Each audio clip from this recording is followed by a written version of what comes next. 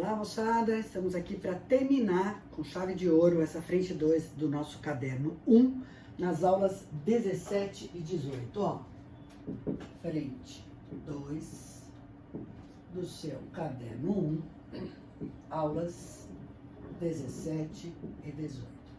Nessas aulas, a gente vai aprofundar um pouquinho mais e fechar a conversa que a gente tem sobre a utilização das porcentagens na matemática financeira básica. Quer dizer, na verdade, a gente não precisa ser economista para falar a respeito de uma transação, sei lá, comercial qualquer, para falar a respeito de lucro, de preço de venda, preço de custo. A gente consegue associar essas coisas. Mas para a gente realmente começar, e a gente efetivamente começa para a turma média e para a turma extensivo, a gente tem as páginas, respectivamente, aqui, ó, 173 e página 172, o início dessa conversa. Quero retomar um pouquinho que a gente já falou nas aulas 15 e 16 a respeito de aumentos de porcentagem e de diminuição de porcentagem.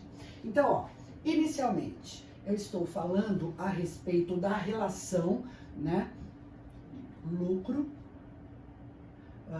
sei lá, e prejuízo numa relação comercial qualquer, lembrando que L é o lucro, vou chamar de V o preço de venda, recebimentos, receita, e C o preço de custo ou os gastos ou o que se sai para se viabilizar uma produção.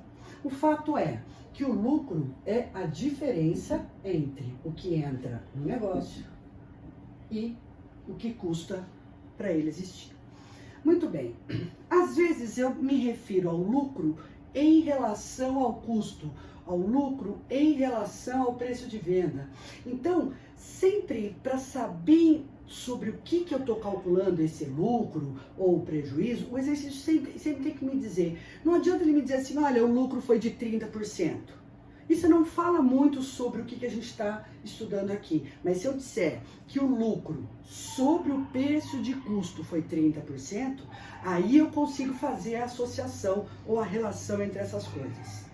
Para exemplificar melhor do que eu estou te dizendo, a gente vai fazer um exercício de aula, porque eu acho que isso liga melhor as coisas.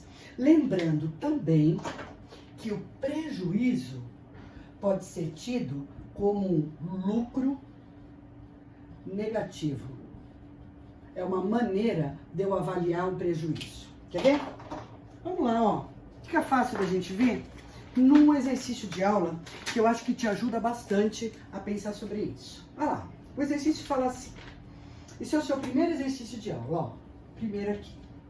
Uma chácara foi vendida por R$2.550.000, com prejuízo de 15% em relação ao seu preço de compra. Então, vai lá. L é o lucro, V é o preço de venda e C é o preço de compra. Legal? Tá bom. Ele me disse que o preço, de compra não, preço de venda é R$2.550.000.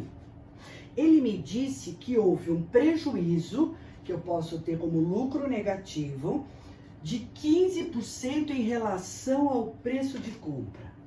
Relação para matemática é uma razão.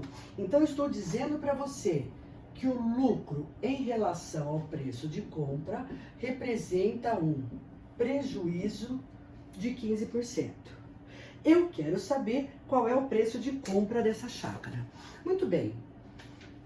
Dadas essas informações e sabendo que lucro é o preço de venda menos o preço de custo, eu consigo relacionar e achar o Czinho.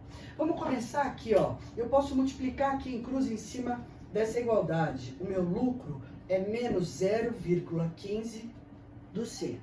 E o que você vai fazer agora, Cláudia? Eu vou substituir esses valores na minha relação ali. Ou seja, menos 0,15C é igual a 2.550.000 menos C. Letra para um lado, número para o outro.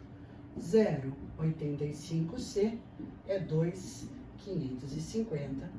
Eu já fiz essa conta aqui. E o resultado é 3 milhões, que te dá a letra C como alternativa.